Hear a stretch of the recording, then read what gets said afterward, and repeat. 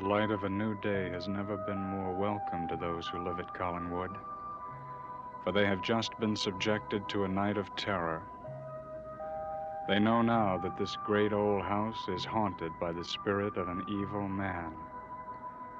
They will soon learn that this spirit will never rest until everyone who bears the name of Collins has been driven from the house. When I came into the room, I found the children unconscious. And then the music started. What music?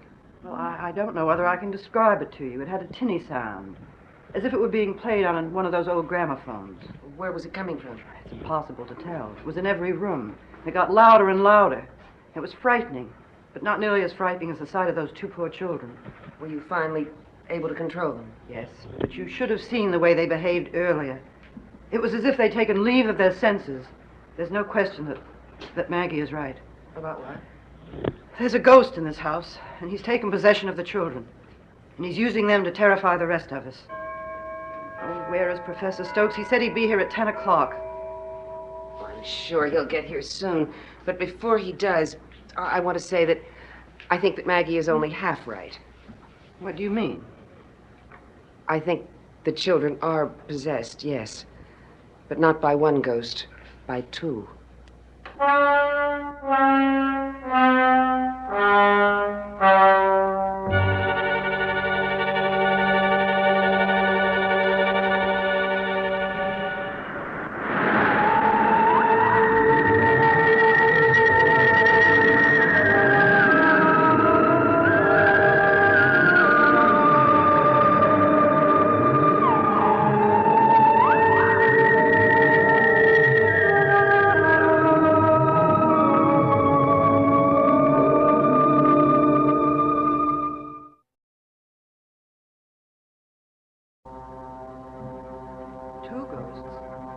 How do you know that?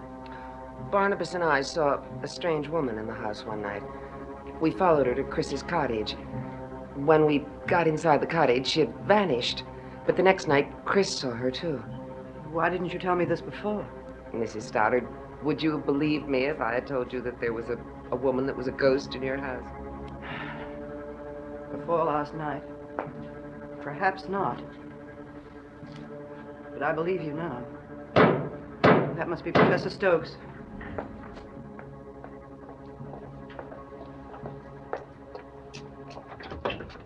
Good morning, Professor. Good morning.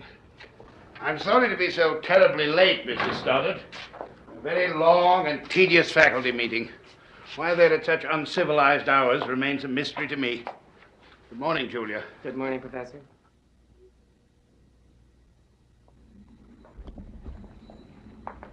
Yes. Yes, a definite change. What's the matter, Professor? The very atmosphere in this room has changed.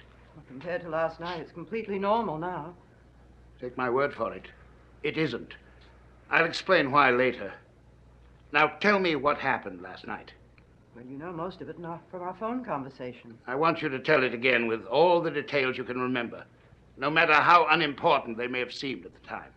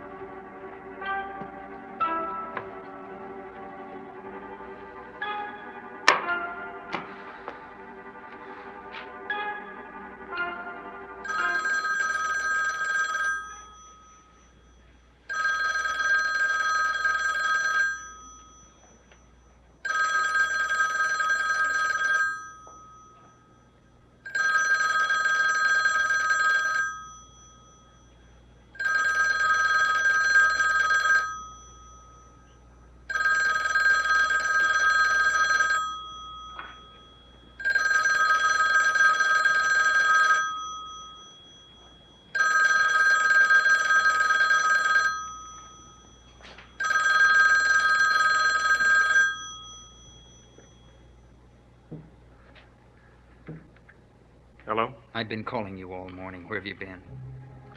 Well, I've been out working the grounds. I was under the impression that you weren't working on the estate yet. Well, you were wrong. Look, Sabrina would like to see you now. What can you see her? Gee, I don't know. Come on, you mean you don't care? No! Look, you make it soon. Very soon. Because she's getting impatient. And I'm getting impatient. What does that mean? Anything you want it to mean.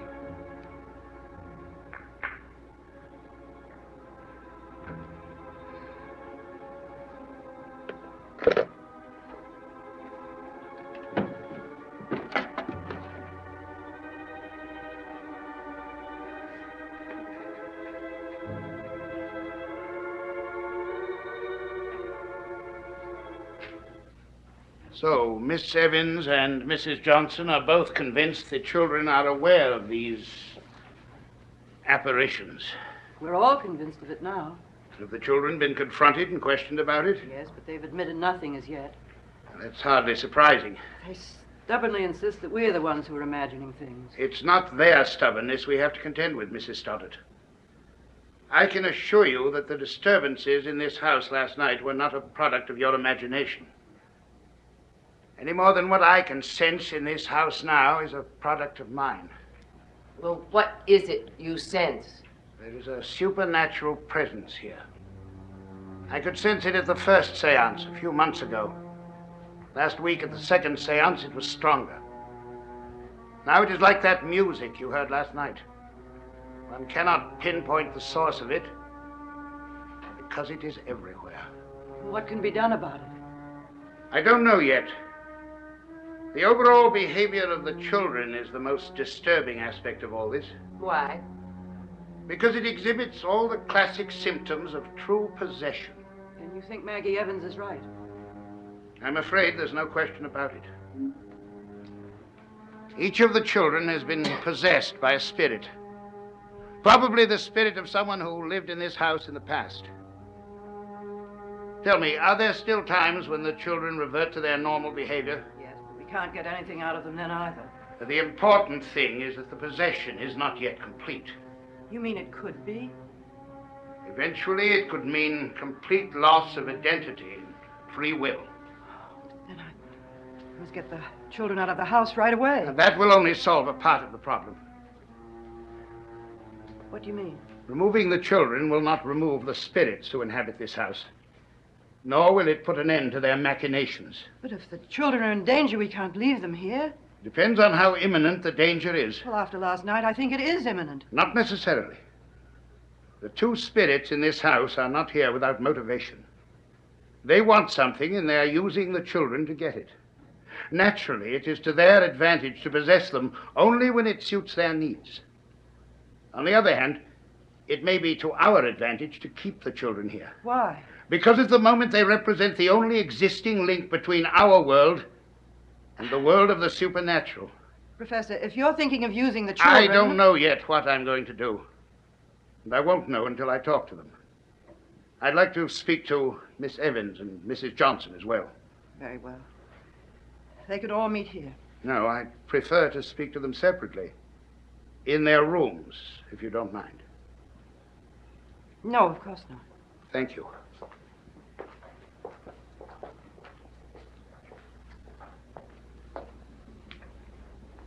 Julia, he is a cautious man, isn't he? He won't put the children to further jeopardy. No, Mrs. Stoddard, I'm sure he won't.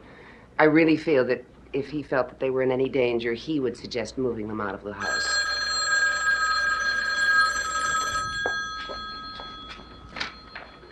Hello? Mrs. Stoddard, this is Chris Jennings. Is Barnabas or Dr. Hoffman there? Just a moment. It's Chris Jennings for you. Yes, Chris? Julie, I have to see you right away. Can you come down to the cottage? Well, can it wait a little bit? Something's happened here. Well, I hate to disturb you, but I think it may be an emergency. Why? What's happened? Nothing yet, but there may be someone who knows about me. I'll get there as soon as I can.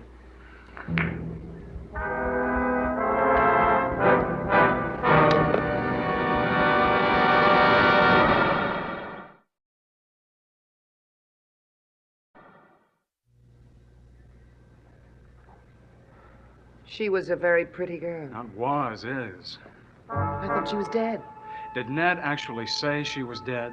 No, but he kept referring to her in the past tense. I think he just may have wanted you to think she was dead. But why? I don't know. I don't know what he's after. I don't know what he wants with me. Well, how did you find out that she's still alive? He came over to Collinwood yesterday. Not only is she alive, she's in town. Well, why didn't you tell us that yesterday? Well, you know, I just got panicky when I heard about it. Because that you think that she may know about you. Of course she knows about me. Didn't Barnabas tell you what happened the last time I saw Sabrina? Yes, she witnessed one of your transformations. So she does know about me. There's no question of it. Now, wait a minute, Chris. We've got to think this through rationally. Think it through rationally. What is there to think about? I remember what happened. I remember it quite vividly. That isn't possible. You told me yourself that when the transformations happen, you black out. Yeah. Now, isn't that true? Then you don't know what happened to Sabrina after the change. She was in the same room with me. Now, how could she have gotten out of there alive? Obviously, she did. Then she knows about me and she can identify me. Well, not necessarily. How can you say that? Because if it were simply a case of her identifying you, then Ned Stewart's behavior doesn't make any sense. After he found you, why didn't he have you arrested and have Sabrina tell the police everything? I don't know. Neither do I. Chris, when you saw him yesterday, did he tell you why they're here? No, that's what's so upsetting about the whole thing. I couldn't get a straight answer out of him for any question I'd asked. Well, what did he say? He just said she was in town and he wanted me to see her. Which poses another question. Why didn't he bring her here to see you? I didn't even ask him that. Chris, I'm afraid the only way you're going to find your answers is one way. You think I've got to go on in and talk to her? Yep. I can't, Julia. I just cannot face her again. I'm afraid you really don't have much choice. If you want any peace of mind, you've got to find out why they are here.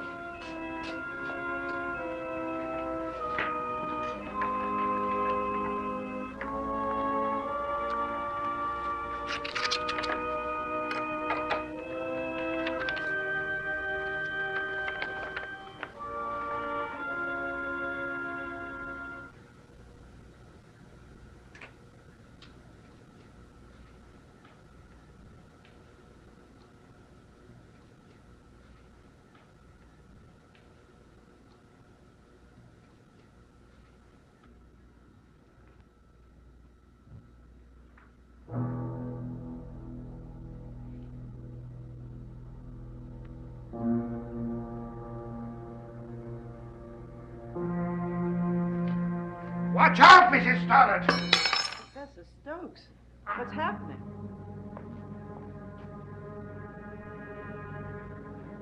Very nearly killed. But how? There was no one else in the room. The letter opener doesn't move by itself, Mrs. Stoddard. Tell me, where does that panel lead to? Somewhere in the West Wing, I think. As far as I know, it hasn't been used for years.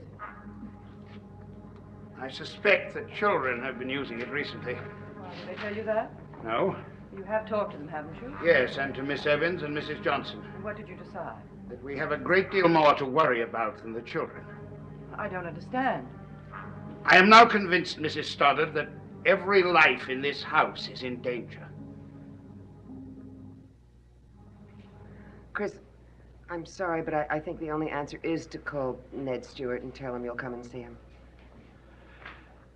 I'm afraid, Julia. I'm afraid of what I'll find out. And what will you be if you don't go?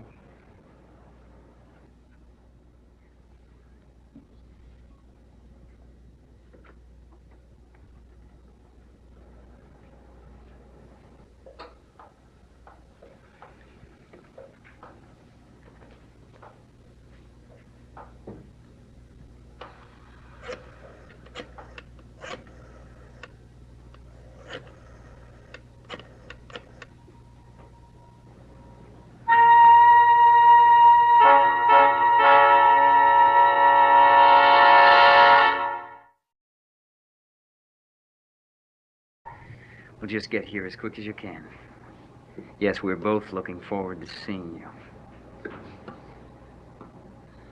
you. Sabrina? That was him. He's on his way here to see you now.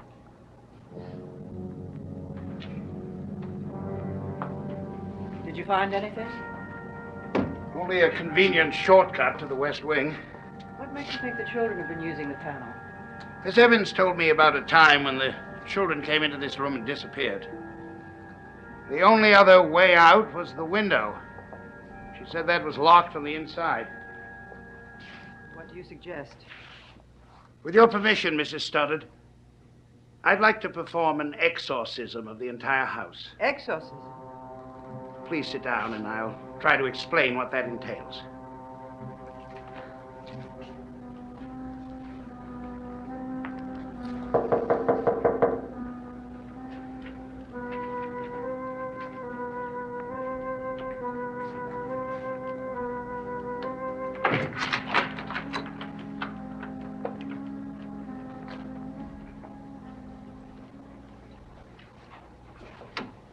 I was expecting you to come here alone. Well, you didn't tell me that. I'd like to know why you found the need to bring a doctor with you. I'm not here as a doctor, Mr. Stewart. I'm here as Chris's friend. What's the matter with you? You know this is no social reunion.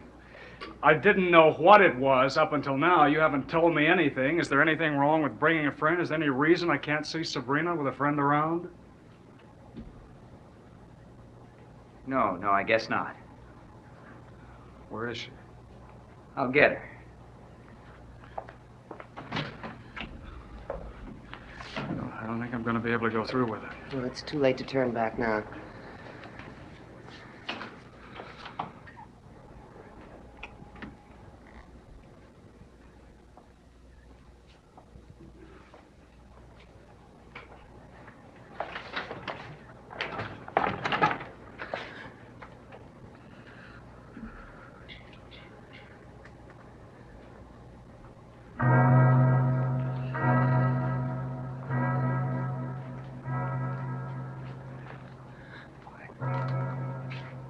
Sabrina, what happened?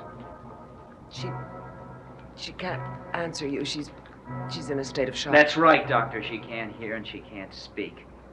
How long has she been this way? Nearly 2 years. Do you know what caused it? If I did, I wouldn't be here. What do you mean? I found her like this one morning after she'd come back from your place. She had been there to put up decorations for a party that she was going to give for you. You were supposed to be out of town. But I don't think you were. I think you were there when she arrived, and I think you know what happened to her. I would never have done anything to hurt her, and you know it. Listen, if you weren't there, somebody was. How do you know?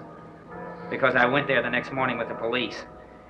And I'm telling you that the room was a shambles. It was a complete wreck. As if there'd been some kind of violent struggle. One of the radiators had been torn off the wall. Was Sabrina physically hurt? No. No, every doctor who examined her couldn't find anything physically wrong with her. But they all agreed if she could see you again. If she could see me? That's right. She can see. And did I say she couldn't hear? She can hear every word.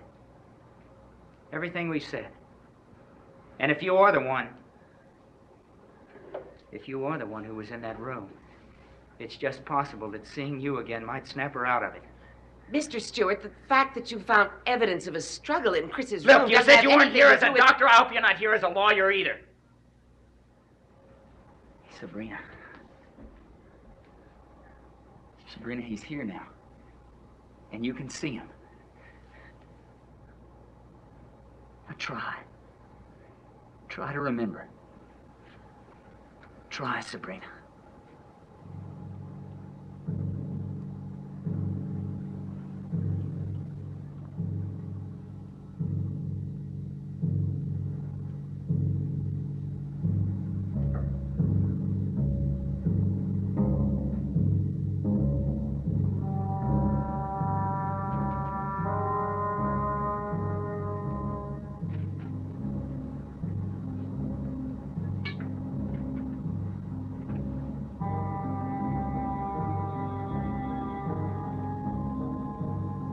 Her hand. It moved. It moved. What is it? Oh, Sabrina, what is it?